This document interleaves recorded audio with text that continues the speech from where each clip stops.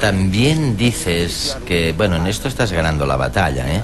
Porque este es un sentimiento que he visto en otros lugares y en otras cabezas.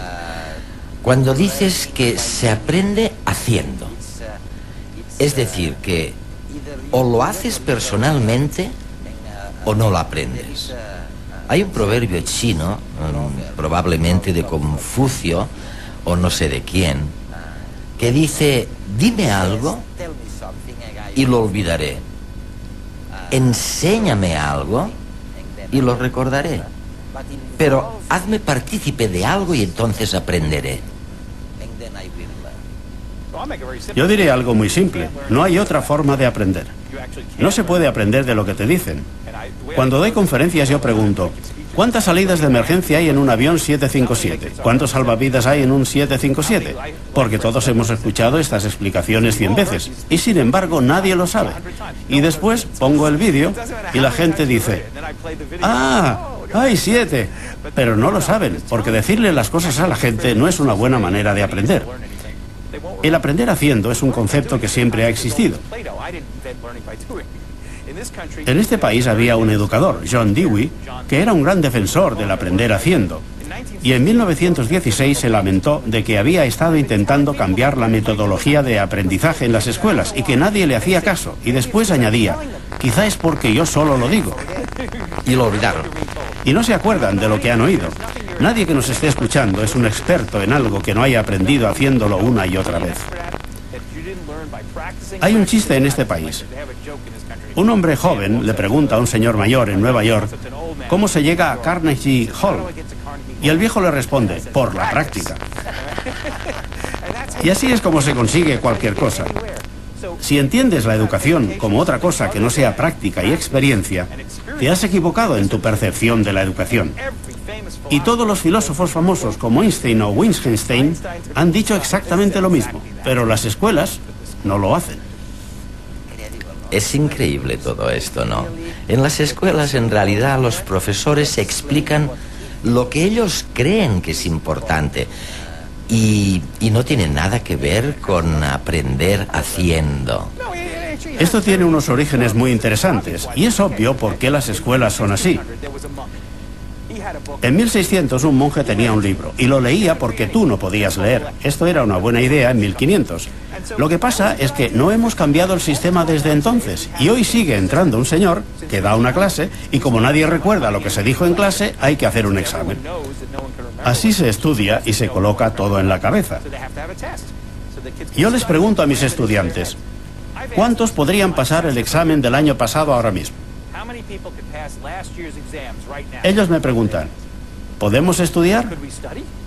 Y les digo que no, que se supone que tenían que haberlo aprendido. La respuesta es que no.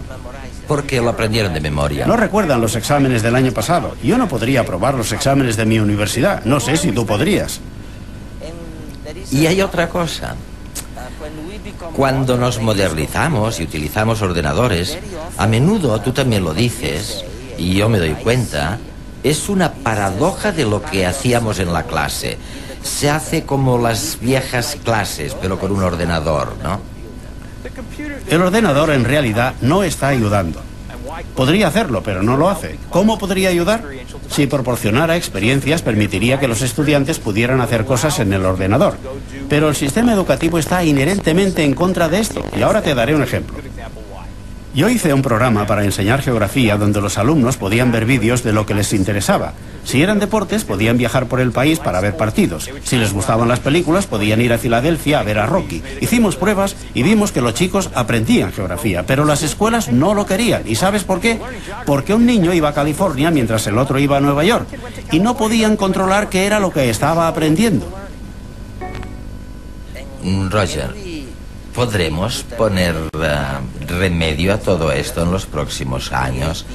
Mediante un aprendizaje creativo, con los ordenadores o con lo que sea.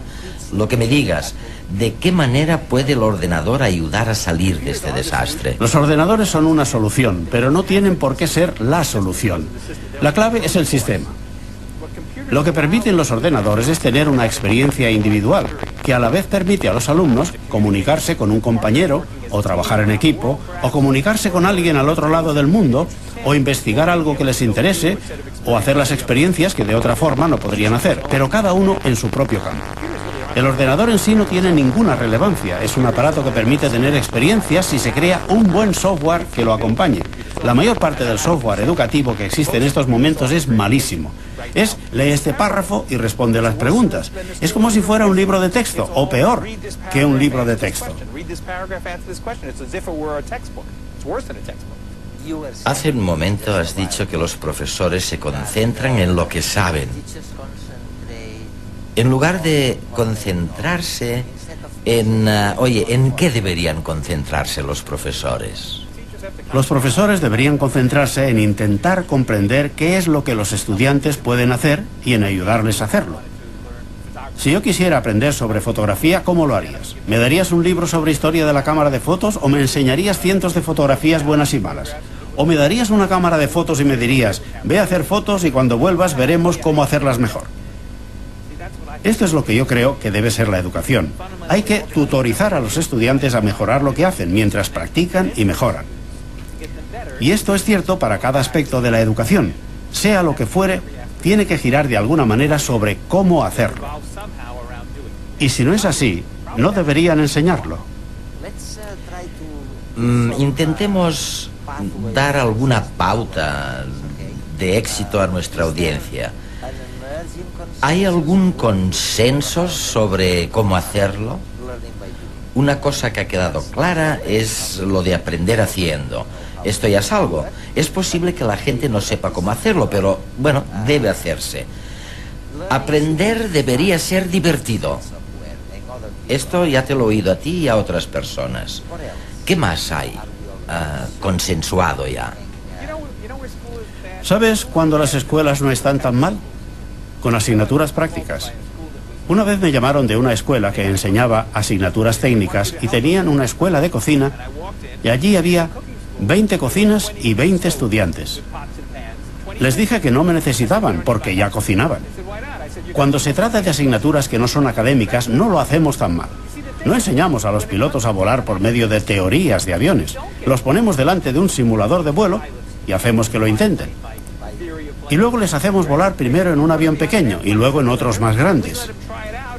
Porque sabemos que un examen teórico en pilotar no los hace necesariamente buenos pilotos. Todas las asignaturas que no son teóricas, ya sabemos cómo enseñarlas. Si quieres enseñar cómo presentar un programa de televisión, hay que hacer todo tipo de trabajos, como aprendiz, desde electricidad a iluminación. No es difícil, esto ya lo sabemos como sociedad. El problema es que las escuelas no lo saben, no están al tanto de cómo enseñar.